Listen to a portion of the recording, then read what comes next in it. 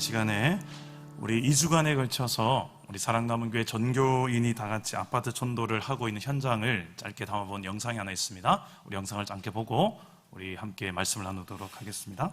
영상 보이시죠?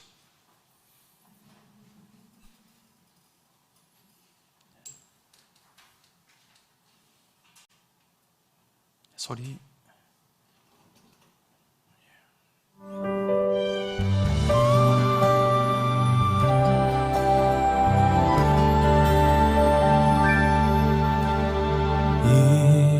이곳에 생명샘 솟아나 눈물 골짝 지나갈 때에 머잖아 열매 맺히고 웃음소리 넘쳐나리라.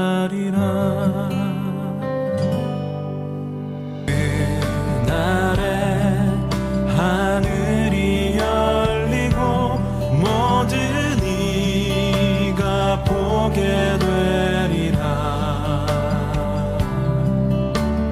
마침내 꽃들이 피고 영광의 주가 오시리라. 꽃들도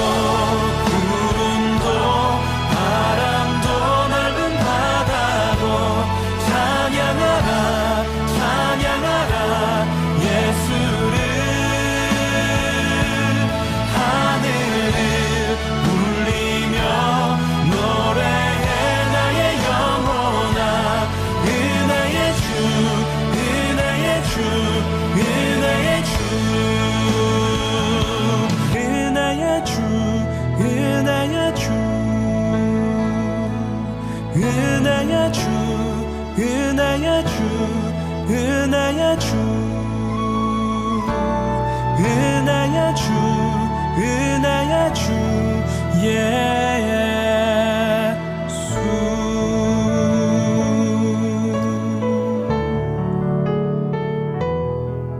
우리 하나님 앞에 감사의 박수 한번 올립시다.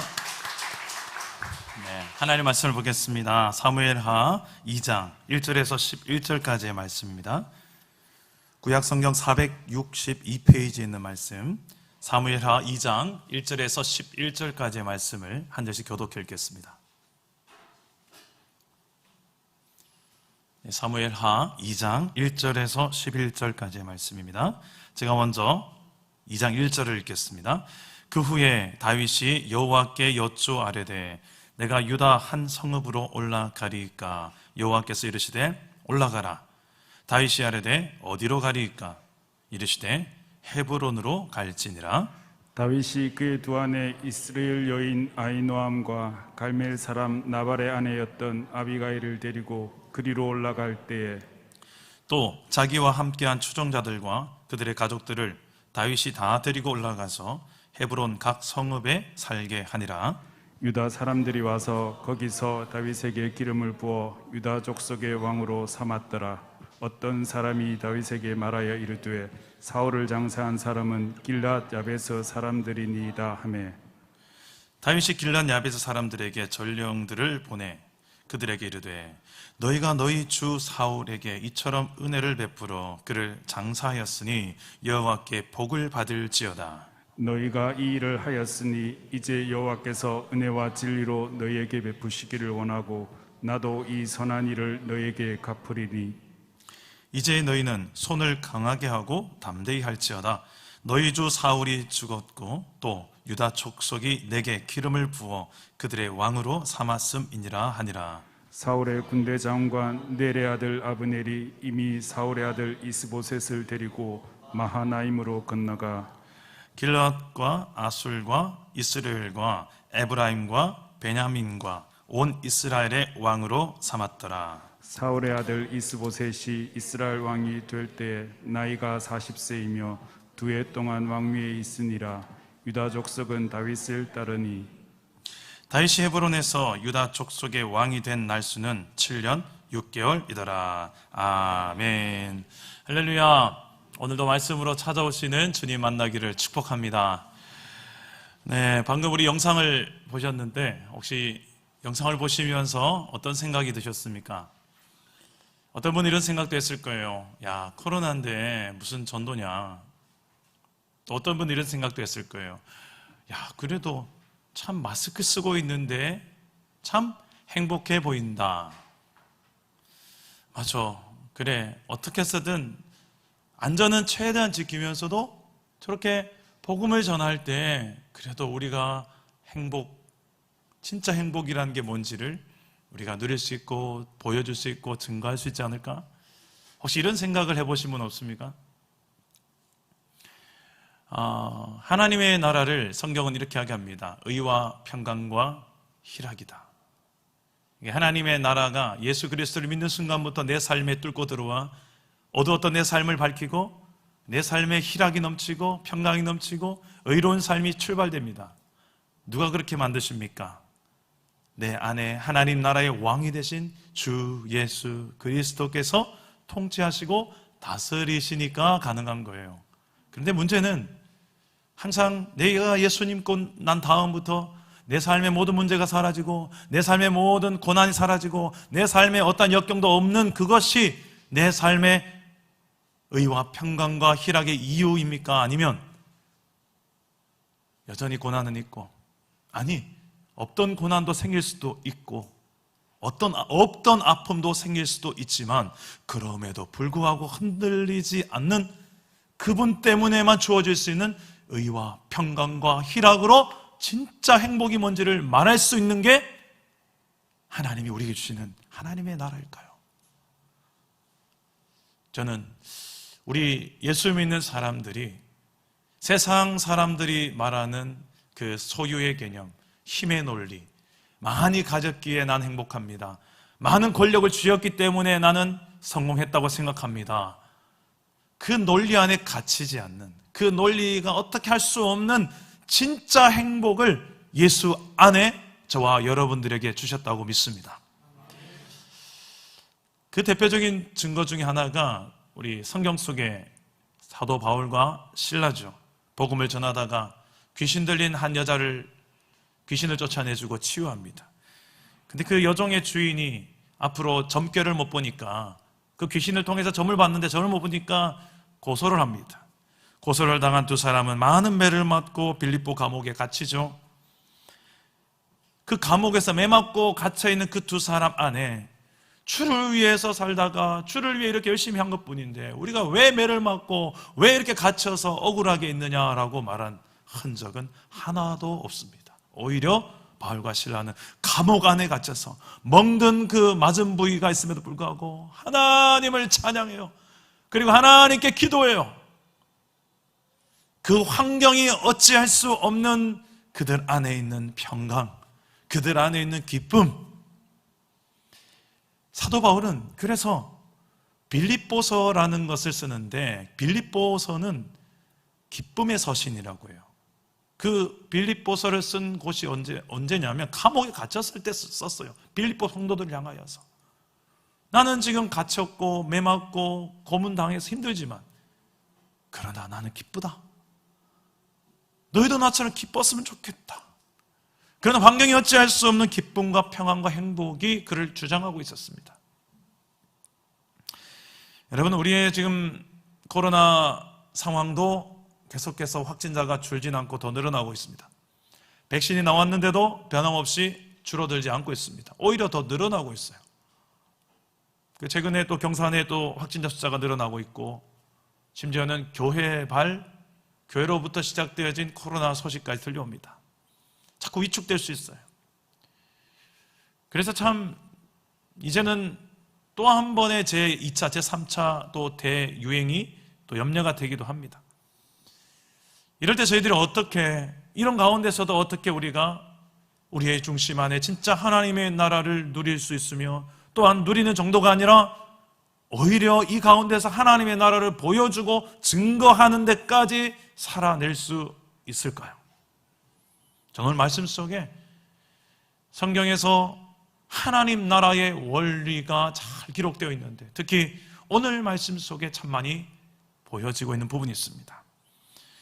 오늘 말씀 속에서 그 하나님의 나라를 누리며 증거하며 사는 그 비결, 그 원리를 발견할 수 있기를 주님의 이름으로 축복합니다. 따라서 합시다. 첫 번째는 전적 위탁자가 되라. 전적 위탁자가 되라. 1절 말씀을 다 같이 한번 읽어봅시다. 1절입니다. 시작. 그 후에 다윗이 여호와께 여쭈아르되 내가 유다 한 성읍으로 올라가리이까? 여호와께서 이르시되 올라가라. 다윗이 하려되 어디로 가리이까? 이르시되 헤브론으로 갈지니라. 오늘 말씀 첫 단어가 뭐죠? 그 후에. 그 후에. 성경에서 이런 문구가 나오면 여러분 유심히 보셔야 돼요. 그 후에 도대체 무슨 일이 있었길래 그 후에일까? 궁금하지 않습니까? 그 앞의 내용이 무슨 내용이죠? 사울이 죽었다는 소식이 다윗의 귀에 들려왔어요. 그리고 다윗은 할렐루야! 드디어 나를 죽이려는 사울이 죽었다! 잔치 벌려라! 이러지 않고 슬퍼하고 울며 애가를 작사 작곡해서 노래를 부르며 금식하며 함께하는 자들도 모두 함께 탄식하게 만듭니다. 진심으로 아파요. 그런 슬픈 애가를 부르고 난 뒤에 오늘 말씀이 이어지는 내용인데 어떤 내용입니까? 다윗이 이제는 때가 왔구나. 내가 이제 이스라엘 온 이스라엘의 왕으로 등극할 때가 되었구나 하면서 군대를 이끌고 앞으로 나아가서 칼을 휘두르며 온 이스라엘을 다 평정하였더라 나올 것 같은데 그러지 않아요. 그 다음 다윗의 행동은 무엇입니까? 10년 동안이나 광야 생활했으면 이제 지긋지긋할 만도 하잖아요. 이제 때가 됐구나. 사울이 죽었으니까 이젠 내 나라가 되겠구나. 이젠 내가 왕으로 당당하게 설 수 있구나 해서 마음껏 휘저어도 될 만한데 다윗이 처하는 방법 무엇입니까? 우리 1절에 보면 이렇게 얘기합니다. 다윗이 하나님께 여쭙니다. 그것도 2번이나 묻습니다. 지금 블레셋 지역의 시글락성이라는 곳에 다윗이 있습니다. 그런데 다윗은 다시 자신의 이제 고국 땅 이스라엘의 유다에 있는 자신의 이제 고향 땅이죠. 유다 땅으로 가고 싶어 합니다. 그래서 하나님께 묻습니다. 하나님은 올라가라 말씀하시죠. 여기에서 끝나고 나는 이제 유다 안에서 내가 가고 싶은 곳에 가면 되지 않습니까? 다윗은 그러지 않아요. 더 구체적으로 묻습니다. 하나님, 유다의 어느 성에 갈까요? 더 구체적 상황까지 묻습니다. 그러자 하나님 응답하시죠. 헤브론으로 가라. 여러분, 이렇게 우리가 하나님 앞에 의탁하는 자세는 다윗의 모습과 같은 거예요. 전적으로 하나님께 맡길 때는 이런 모습이라는 거예요. 그냥 적당히 맡길 때는 적당한 선에서 묻고 나머지는 내가 알아서 다 하는 거지만 하나님께 전적 위탁이 되는 사람은 그렇게까지 물어가며 살 필요 있습니까? 하는 영역까지 물어요. 왜? 그만큼 내 모든 삶의 영역 하나님께 위탁하기 때문에 그렇습니다. 다윗은 이런 전적 위탁을 어떻게 배웠을까? 그의 광야 10년 생활 동안에 자신의 목숨이 10년 동안 붙어 있는 것 자체가 기적이고, 그런데 그 중간중간마다 그는 하나님 앞에 하나님을 의지했고 하나님을 바라보며 예배하며 기도했던 흔적들이 시편의 여러 군데에서 드러나요. 시편의 여러 시편들을 다윗이 썼는데 다윗이 문제 없을 때에 쓴 시편도 있지만 문제 속에 늘 광야에 쫓겨다니면서 썼던 시편이 너무 많습니다. 그는 그런 광야 10년 생활 동안에 배웠던 거예요. 아, 내 인생 내가 어떻게 나를 챙기고 보호한다고 해서 내가 살아남는 게 아니구나. 나를 지키는 손이 있구나. 나를 돌보는 손이 있구나. 그분 때문에 내가 살아가고 있구나. 그분의 약속 때문에 살아가고 있구나. 그래서 그분을 의탁하는 법을 배워가는 곳이 다윗의 광야였습니다. 어떻게 전적으로 우리가 위탁할 수 있을까요? 제자훈련의 대명사로 불리던 천국에 먼저 가신 우리 고 옥하는 목사님, 옥하는 목사님은 제자에 대해서 수많은 고민을 하셨던 분이에요. 그래서 제자에 대해서 옥 목사님이 뭐라고 정의하는지가 참 궁금하지 않습니까?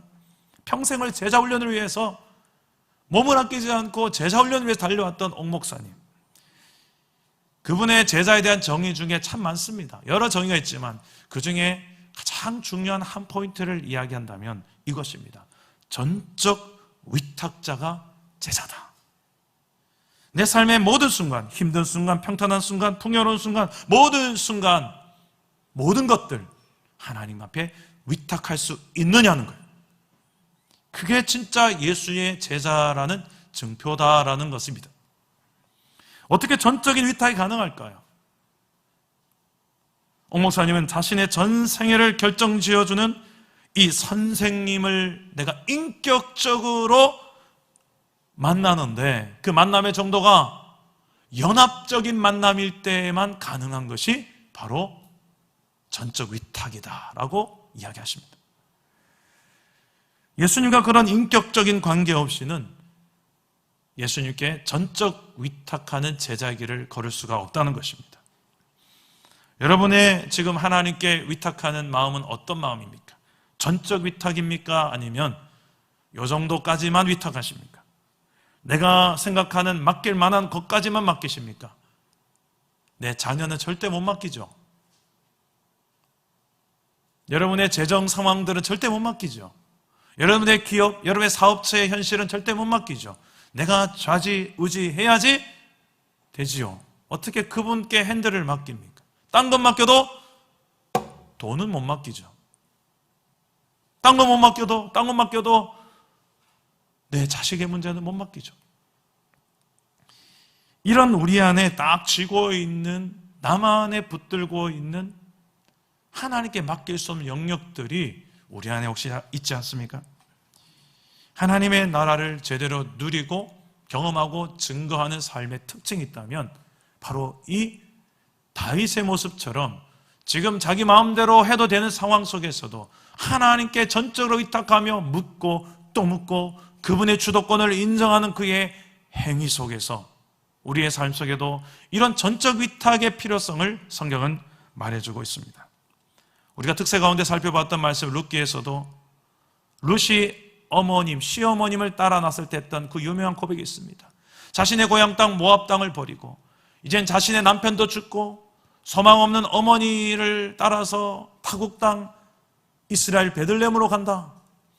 아무런 소망이 없는데 내가 그 할머니를 왜 따라가나? 룻의 유명한 신앙 고백이 있습니다. 어머니의 백성이 나의 백성이 되고 어머니의 하나님이 나의 하나님이 되리이다. 어머니가 죽는 곳에 나도 죽을 것이니이다. 다시 말해서 전적 위탁하는 그의 고백이, 이 전적 위탁하는 고백이 그의 중심 안에 있었기에 하나님께 모든 걸 걸고 맡기고 달려왔기에 그의 삶에 하나님께서 놀라운 은혜를 베푸십니다. 우리가 특세 때 이렇게 살펴보았던 이 놀라운 은혜로 세워지는, 은혜 아래에서 세워지는 이스라엘의 나라, 그 사사기 시대에 힘겨웠던 내가 왕이라고 여기며 살았던 그 시대 속에 하나님께서 어떻게 다윗이라는 한 인물을 만들어내기 위해서 그 과정 속에 은혜라는 것을 통해 하나님께서 만들어 가시는지, 전적 위탁하는 그의 신앙 고백 속에 하나님께서는 이 하나님의 나라를 시작하게 하시고 만들어가게 하시고 또 누리게 하시고 증거하게 하신 줄 믿습니다. 여러분, 언제가 가장 전적 위탁하기가 힘듭니까? 내 삶의 절망스러운 위기입니까? 아니면 문제가 없는 평탄하고 풍요로울 때입니까? 우린 대부분 정말 힘겨울 때에 정말 위탁하고 하나님밖에 없습니다 할 때는 참 이것은 조금씩 경험하는 것 같아요. 그러나 내가 좀 살만하고 좀 든든한 뭔가 믿을 만한 구석이 있고 돈도 좀 모아놨고 든든한 직장도 있고 노후 생활도 좀 보장해놨고 이 정도면 내 노후 생활 아무 문제 없어, 내 자식들까지도 책임질 수 있겠어. 과연 그 순간에도 하나님을 전적 위탁할 수 있을까요? 어떻게 보면 우리는 빈곤보다 풍요를 더 이기기 힘들지 모르겠습니다. 그런 상황 속에서도 나는 하나님께 물을 수 있을까요? 굳이 묻지 않아도 내 돈이 내 인생을 책임져 줄 것 같은데, 내 든든한 자식의 성공이 내 노후 생활을 보장해 줄 것 같은데 굳이 왜 내가 하나님께 물어요? 굳이 왜 내가 하나님께 위탁해요? 내 든든한 지금까지 쌓아 올린 이 모든 게 있는데. 자, 우리 코로나 상황 속에서 우리의 이 믿음, 전적 위탁의 수준이 적나라하게 다 드러나고 있는 것 같아요. 조금 상황이 좋아지면 우리의 마음이 좀 느슨, 또 온라인 예배도 드린다 하지만 때로는 땡땡이를 칠 때도 있고, 아니면 동영상은 틀어놓고 딴 일을 합니다. 근데 정말 위기의식이 느낄 때는 여러분 어떻게 하셨어요? 지금 다른 것 볼 상황이 아니라 하나님밖에 없을 때는 어떻게 하십니까? 하나님밖에 내게 소망이 없습니다. 마치 시편 39편 7절 말씀처럼 이렇게 고백하지 않습니까? 주여, 이제 내가 무엇을 바라리요? 나의 소망은 주께 있나이다. 여러분, 우리가 전적 위탁하는 하나님은 우리가 전적 위탁할 만한 분이신 줄 믿습니다. 왜요?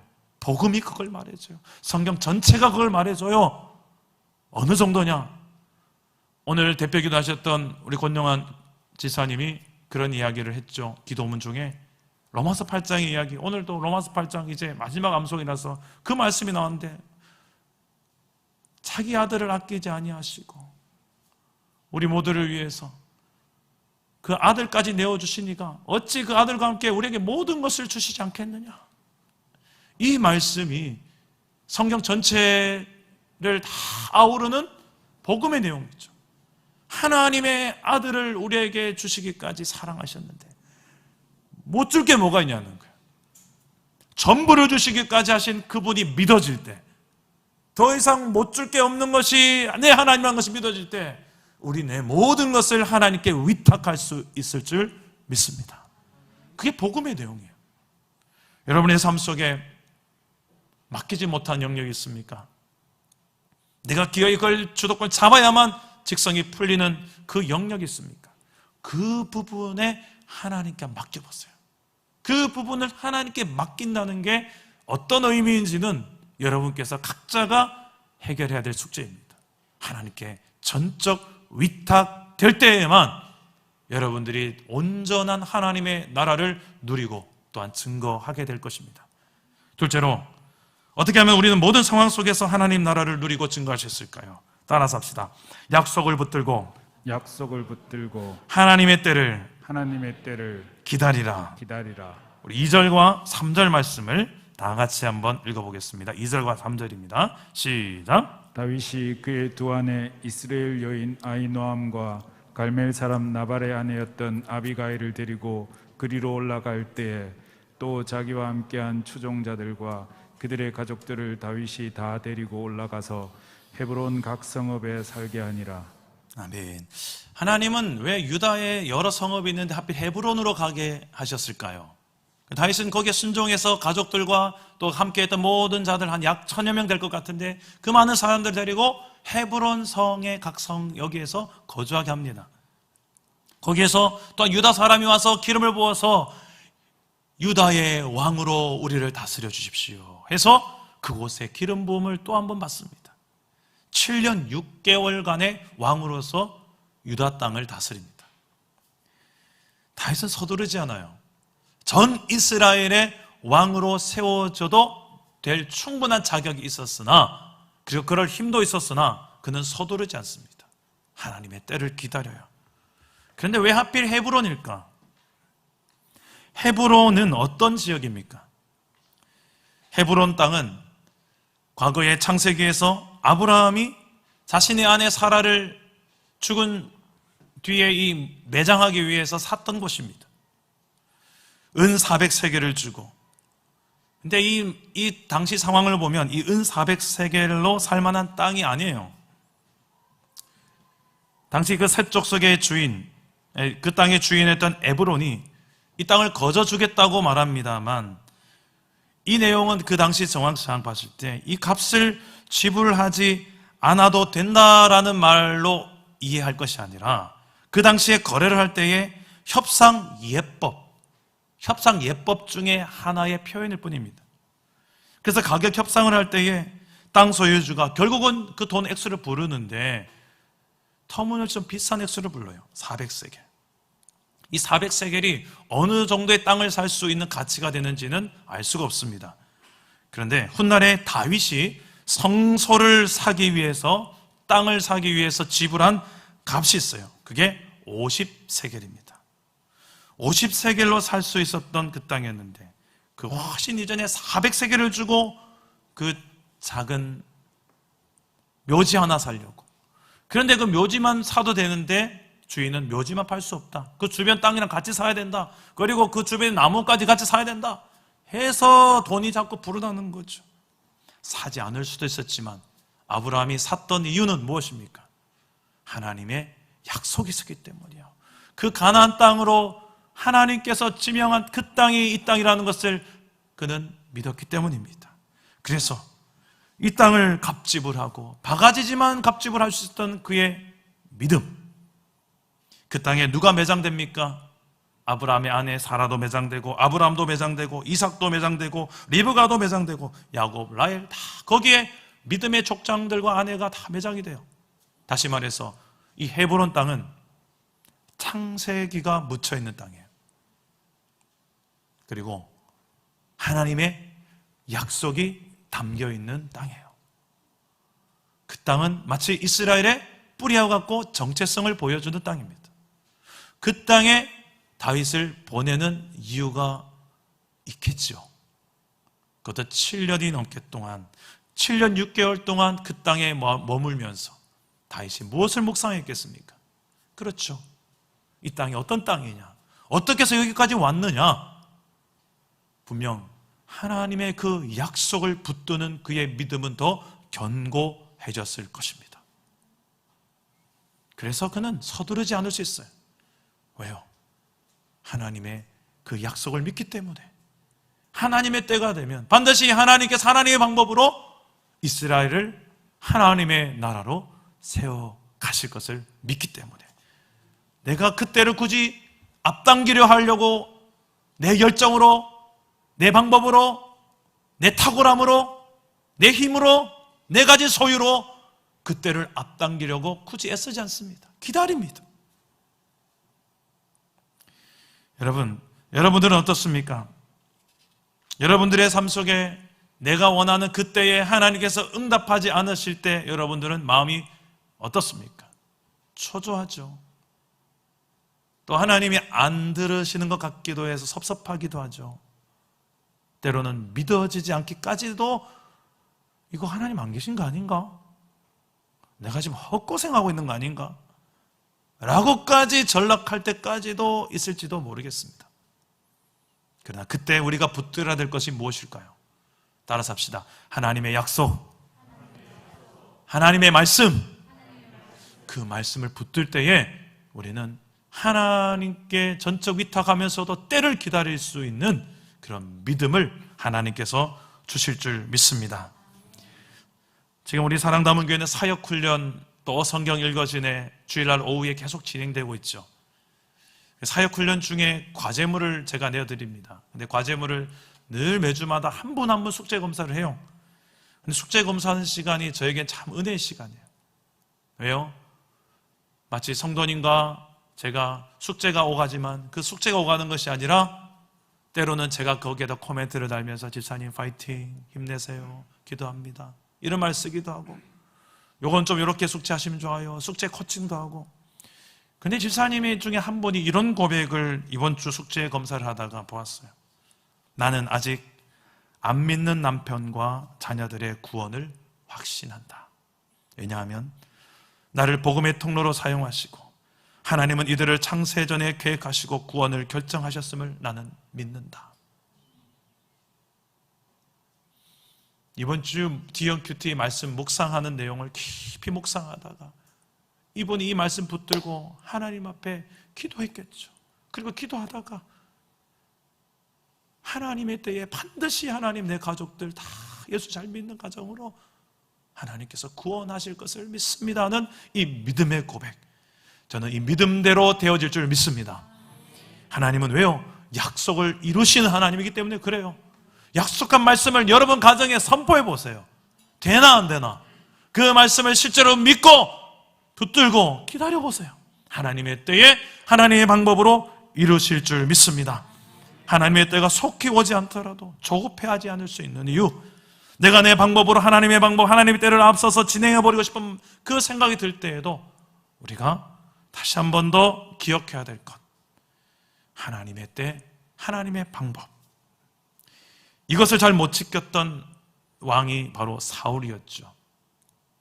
사울은 과거에 블레셋과의 전투에서 다급해지니까 오기로 약속했던 제사를 집행해야 될 사무엘은 오지 않자, 그리고 블레셋은 자꾸만 쳐들어오고 이스라엘은 흩어지고, 다급해지니까 에따 모르겠다, 누가 한들 무슨 상관이냐, 내 방식, 내 방법, 그냥 제사를 집행해버립니다. 사무엘이 와서 왕이 망령되이 행하였도다, 하나님을 믿는 자가 어떻게 이럴 수 있느냐, 하나님께서 정해놓은 그 규칙을 깨어가면서 그 뒤로 사울은 몰락하기 시작합니다. 다급해지니 하나님도 안 보이고, 일단 급한 불부터 끄고 봐야 되니 뭐 주일 예배도 그냥 한번 빼먹고, 재정이 어려우니 뭐 헌금은 뭐 좀 형편될 때는 하는 거지 뭐. 시간 없다고 하면서 노는 시간은 많으면서 전도하는, 글쎄요, 모든 게 나 중심이에요. 내가 하고 싶은 게 있는데 그게 걸림돌이 하나님이면 하나님도 뭐 필요 없어요.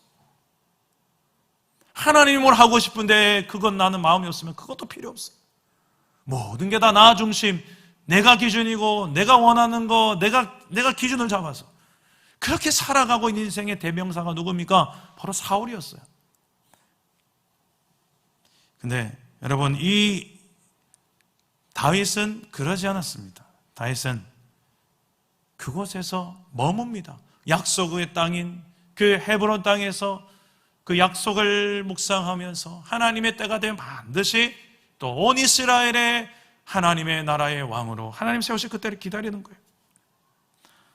오늘 말씀 이후에 12절부터 한 또 전투 장면이 나옵니다. 참 이와 같은 교훈을 또 담고 있는데, 사울 왕의 군대 장관 아브넬이 나와요. 아브넬. 그리고 그 아브넬이 사울의 군대들을 이끌고 다윗을 왕으로 삼는 것이 아니라 사울의 살아남은 아들 이스보셋을 왕으로 세워버립니다. 그리고 세력을 만들고 군대를 만들어서 다윗을 치려고 쫓아옵니다.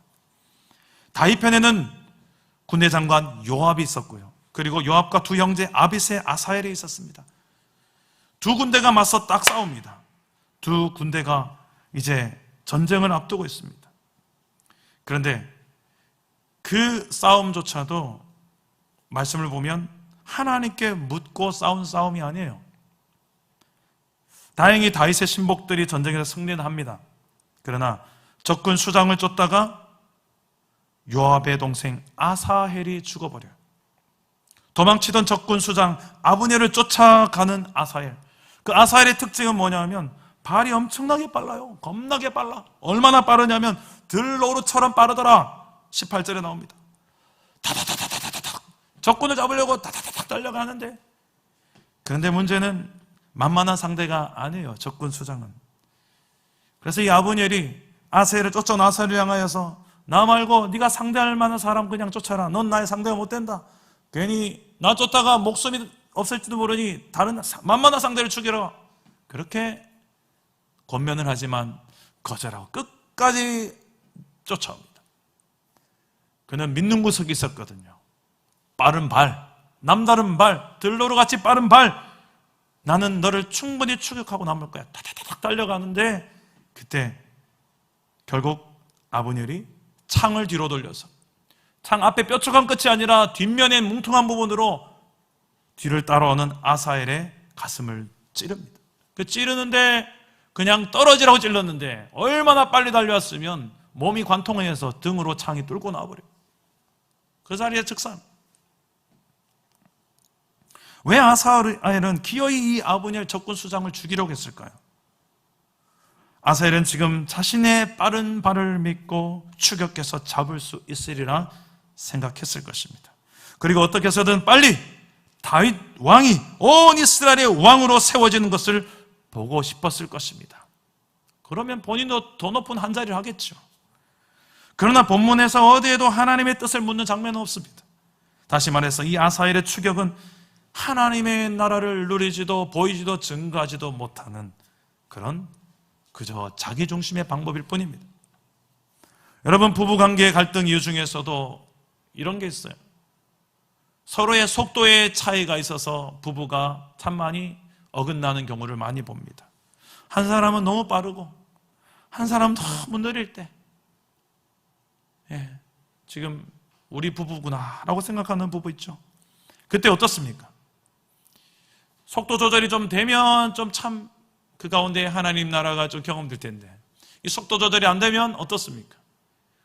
빠른 사람은 느린 사람을 향해서 답답하고 느려서 스트레스를 받고, 반대로 좀 느린 사람은 어떻습니까? 저 빠른 사람 인간미도 없고 실속도 없고 그냥 달리는 스피드밖에 없다고 해서 되게 또 속이 힘들어합니다. 이 속도의 차이로 인해서 생기는 갈등, 부부관계만이 아니라 교회와 직장에서도 있습니다. 대안이 뭘까요? 해결이 뭘까요? 다윗처럼 하나님께 묻는 거예요. 하나님의 때를 묻고 하나님의 방법을 묻는 거예요. 그러면 그 하나님의 기준으로 조율이 되기 시작합니다. 그러면 내가 기다릴 수도 있고요. 그러면 내가 조금 완성도는 떨어지더라도 앞으로 전진할 수도 있어요. 내 기준, 내 방법, 내 속도에 맞추려 가다 보니까 그곳에는 하나님의 나라를 누리지도 증가하지도 못하는 경우가 많습니다. 하나님의 약속을 붙들고서 하나님의 때에 내 때를 맞출 수 있는 저와 여러분 될 수 있기를 축복합니다. 그래서 하나님 나라를 누리며 세상 속에 증거할 수 있기를 바랍니다. 셋째로, 마지막입니다. 어떻게 하면 우리는 모든 상황 속에서 하나님의 나라를 누리며 증거하게 될까요? 따라서 합시다. 은혜와 진리로 살라. 은혜와 진리로 살라. 우리 4절과 5절 말씀을 다 같이 읽겠습니다. 시작. 유다 사람들이 와서 거기서 다윗에게 기름을 부어 유다 족속의 왕으로 삼았더라. 어떤 사람이 다윗에게 말하여 이르되 사울을 장사한 사람은 길앗 야베스 사람들이니이다 하며, 다윗이 길앗 야베스 사람들에게 전령들을 보내 그들에게 이르되 너희가 너희 주 사울에게 이처럼 은혜를 베풀어 그를 장사하였으니 여호와께 복을 받을지어다. 아멘. 자, 다윗은 헤브론에 거주할 때 한 소식이 들려옵니다. 어떤 소식이냐? 예전에 사울이 죽었을 때 그 사울을 장사 치러줬던, 장례를 치러줬던 그 길앗 야베스 사람이 그 장례를 다 치러줬다는 소식이 들려와요. 자, 다윗은 자신을 죽이려고 쫓아왔던 그 사울의 시신을 블레셋에서 그 위험을 무릅쓰고 거두어와서 잘 장례를 치러줬던 그 길앗 야베스 사람을 향해서 어떻게 보면 징계를 내릴 수도 있는 상황 아니겠습니까? 그런데 징계가 아니라 축복을 내립니다. 우리는 보통 이런 상황이 되면 나를 죽이려 했던 사람의 편에 서 있는 사람을 보면 어떻습니까? 너도 같은 편이지 하고 몰아서 징계 아니면 쫓아내든지 하겠죠. 나의 바운더리에서 그도 쫓아내 버릴 때가 있지 않습니까? 내 편 아니면 그 적의 편이니까. 그러나 다윗은 그러지 않고 여기에서 오히려 그들의 이 은혜를 베푼 사건을 칭찬하고 축복합니다. 왜 그렇게 했을까요? 다윗은 하나님의 나라가 이런 나라라는 것을 알았던 거예요. 광야의 세월 속에서 그는 하나님의 나라가 은혜로 세워지는 나라라는 것을 그는 알았던 거예요. 은혜와 진리. 6절 말씀에 보면 하나님의 스타일이 어떤 스타일인지를 다윗이 이렇게 고백합니다. 6절 다 같이 읽어봅시다. 너희가 이 일을 하였으니 이제 여호와께서 은혜와 진리로 너희에게 베푸시기를 원하고 나도 이 선한 일을 너희에게 갚으리니. 은혜와 진리는 구약 성경에 등장하는 대표적 미덕입니다. 하나님의 나라의 원리입니다. 이건 신약에도 그대로 이어집니다. 은혜와 진리, 중요한 하나님의 나라의 어떤 원칙이요 기준이 됩니다. 다윗은 어떻게 해서든 이스라엘 백성들 동족 간의 싸움, 전쟁을 원하지 않았습니다. 그래서 사울의 장례를 치러준 길란 야벳 사람들도 징계하지 않고 축복하며 그 다윗의 그릇의 크기입니다. 다윗은 사울이 살아있을 때에도 사울을 죽일 수 있는 2번의 기회가 있었지만 죽이지 않죠. 왜요? 하나님의 주권을 믿었기에, 그리고 원수 갚는 일은 하나님께 맡겼던 믿음이 있었기에 다윗은 그렇게 은혜를 베풀며 세워지는 나라가 하나님의 나라임을 알아왔던 사람입니다. 여러분들의 가정과 일터에서, 교회에서 하나님의 나라를 정말 누리고 아직 믿지 않는 가족, 친척들, 친구들에게 좀 보여주며 증거하고 싶습니까? 은혜를 베푸십시오. 자비를 베푸십시오. 그 출발지가 어딥니까? 나를 향하신 하나님의 은혜와 자비가 가장 1번으로 누구에게 임했어요? 저와 여러분에게, 우리가 먼저 경험했던 그 복음의 은혜가 있기에 여러분들의 삶 속에 정말 내 안에 그 하나님의 은혜의 증거가 무엇입니까? 나아가는 거예요. 여러분 정말 은혜 받은 사람이라면 증거가 안 나타날 수가 없어요. 여러분의 말 속에, 여러분들의 삶 속에, 인격 속에, 여러분들의 모든 돈의 씀씀이 속에, 여러분들의 사역 속에 은혜와 진리는 드러나게 돼 있어요. 숨길래야 숨길 수가 없습니다. 다윗의 삶을 보면 그래요. 그의 삶 속에 이런 은혜와 진리를 말로만 하는 것이 아니라 베풀어요. 오늘 우리 태신자 작정 주일인데, 여러분 태신자들을 작정하고 해야 될 중요한 일이 있습니다. 무엇일까요? 그 태신자를 위해서 기도하기, 그리고 태신자에게 은혜를 베풀기, 그리고 왜 그렇게 넌 나한테 잘하니, 은혜를 베푸니? 라고 물을 때 뭐라고 대답해야 될까요? 은혜의 주님을 전하기. 내 안에 계신 주님이 먼저 나에게 은혜를 주셨으니까 나도 그 은혜에 보답해서 이렇게 살아가고 있는 거야. 우리 지난번 특세에 전해졌던 룻기의 주제도 이 은혜였죠.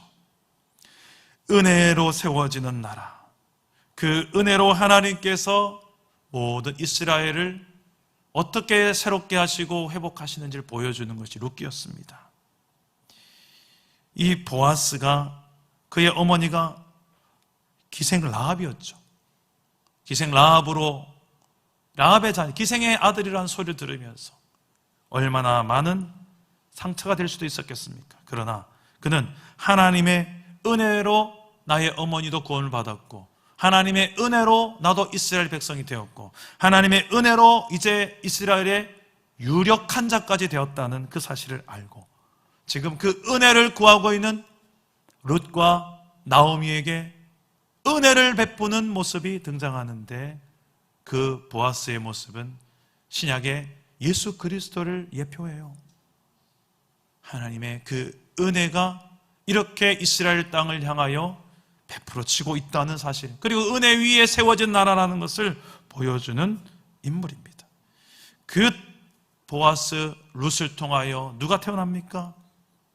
오늘 말씀에 다윗이 태어나요. 그 후손에, 그리고 그 후손에 예수님이 태어나십니다. 정말 은혜와 진리의 왕 예수님이 이 땅에 오시죠. 여러분, 우리의 삶 속에 정말 이 은혜와 진리가 드러날 수 있기를 축복합니다. 은혜 입은 전도자가 되어서, 그리고 진리를 아는 전도자가 되어져서 우리의 삶 속에 은혜와 진리가 드러날 수 있게 되기를 주 예수의 이름으로 축복합니다. 말씀을 맺겠습니다. 어떻게 우리는 모든 상황 속에서 하나님의 나라를 누리며 세상에 증거할 수 있을까요? 전적 위탁자가 되라. 그리고 약속을 붙들고 하나님의 때를 기다리라. 은혜와 진리로 살라. 조급해하지 말고 하나님의 때를, 약속을 붙들고 기다리며 하나님께 전적 위탁하면서 은혜와 진리의 기준으로 내 삶의 전 영역을 살아내는, 그러면 하나님 나라를 누리며 세상에 보여주는 인생 저와 여러분 되기를 주 예수 이름으로 축원합니다. 우리 찬양하고 기도하겠습니다. 오늘 이곳에 계신 성령님, 오늘 이곳에 계신 성령님,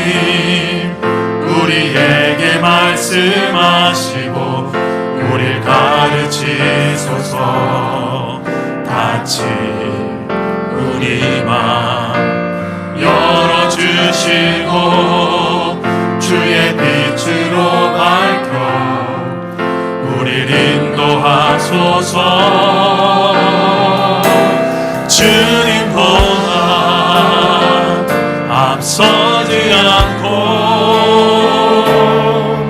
겸손하게 주님의 말씀 기다리니 주님 손에 우리 드립니다. 사랑으로 인도하소서. 다시 한번 고백합시다. 오늘 이곳에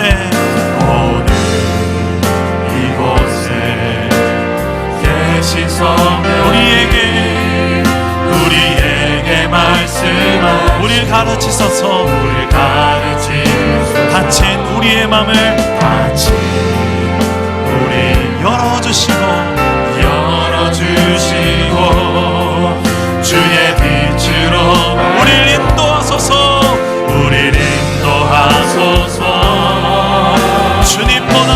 주님보다 앞서지 않고 겸손하게 주님의 말씀 기다리니 주님 손에 우리를 드립니다.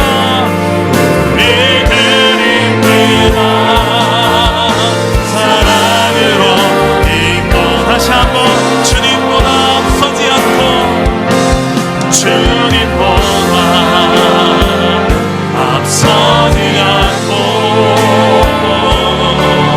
겸손하게 주님의 말씀 기다리니 주님 손에 우리 드립니다. 사랑으로 인도하소서. 마지막으로 선포합시다. 주님보다 앞서지 않고 겸손하게 주님의 말씀 기다리니 주님 손에 우리 드립니다. 사랑으로 인도하소서. 기도합시다. 우리의 삶에 왜 하나님의 나라가 누려지지 못하고 증거되지 못할까요? 왜 예수를 믿는데도 이렇게 교회 생활 열심히 하는데도 왜 내 가정에는 이렇게도 늘 안타까운 탄식만 자꾸 나올까요? 왜 우리 부부 관계에서는 하나님의 나라가 왜 이렇게도 멀게만 느껴질까요? 잘 보세요. 여전히 살아있는 나 중심이 있어요. 그래서 우리는 다시 한 번 더 그 하나님 중심으로 나아가야만 되는 것입니다. 오늘 정말 하나님보다 앞서지 않겠습니다. 내가 내 방법, 내 기준을 앞세우지 않겠습니다. 하나님의 기준을 향하여서 우리의 발걸음을 내디딜 때 하나님, 놀라운 그 하나님의 때에 하나님의 방법으로 놀라운 하나님의 나라가 내 삶 가운데, 우리의 가정 가운데, 일터 가운데 드러나게 되고 증거되어지고 누려지게 될 줄 믿습니다. 우리의 삶의 은혜와 진리의 기준으로 또한 살아낼 수 힘을 내게 부어주옵소서. 특별히 내 인생 가운데 태신자들을 향하여서 은혜와 진리를 전하는 인생 되게 달라고 우리 기도하실 때에 저를 따라 기도하겠습니다. 주여 은혜를 주옵소서. 주여 구원해 주옵소서.